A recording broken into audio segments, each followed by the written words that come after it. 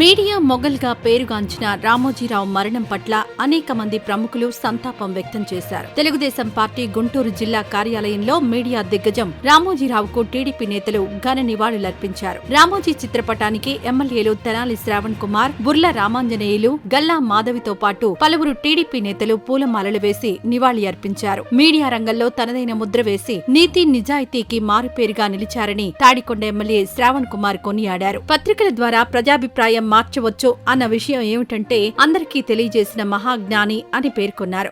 ఆంధ్రప్రదేశ్లో చాలా దురదృష్టకర దినం. పత్రికా రంగంలో కానీ, వ్యాపార రంగంలో కానీ, చిట్ ఫండ్ రంగంలో కానీ, మీడియా రంగంలో కానీ, పికిల్ ఇండస్ట్రీ, మసాలా ఇండస్ట్రీ వీటన్నిటిలో తనదైన ముద్ర వేసి క్రమశిక్షణకు మారుపేరుగా, అదేవిధంగా నిబద్ధతకు నిజాయితీకి మారుపేరుగా నిలిచిన చెరుకూరు రామోజీరావు గారు ఈ లోకం విడిచి పుణ్యలోకాలకు వెళ్ళిపోయారు.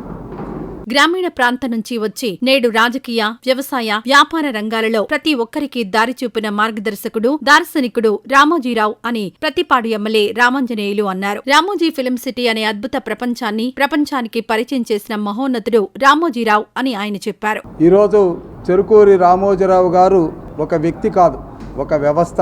ఏదైనా సాధించవచ్చు, విజయం చేకూర్చొచ్చు, తలుసుకుంటే సాధించలేనిది ఏదీ లేదని ఈ ప్రపంచానికి తెలియజేసినటువంటి మహానుభావుడు రామోజీరావు గారు. రామోజీ జీవితం అనేక మందికి మార్గదర్శకం, పిల్లల నుంచి పెద్దల వరకు మనసులలో నిలిచిన మహాశక్తి అని గుంటూరు పశ్చిమ నియోజకవర్గ ఎమ్మెల్యే మాధవి అన్నారు. రామోజీరావు స్థాపించిన సంస్థలు ప్రపంచ స్థాయిలో పేరు ప్రఖ్యాతులు గడించారు అంటే ఆయన కృషి, పట్టుదల గుర్తెరగాలి అన్నారు.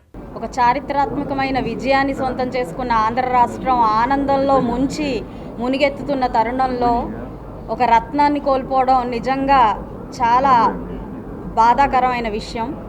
ఎందరో వ్యక్తులకి ఎంతో భావితరాలకి స్ఫూర్తిగా నిలిచిన రామోజీరావు గారిని కోల్పోవడం నిజంగా ఆంధ్ర రాష్ట్రం దురదృష్టకరం. ఈరోజు ఈ వీడియో నచ్చితే లైక్ చేయండి, షేర్ చేయండి.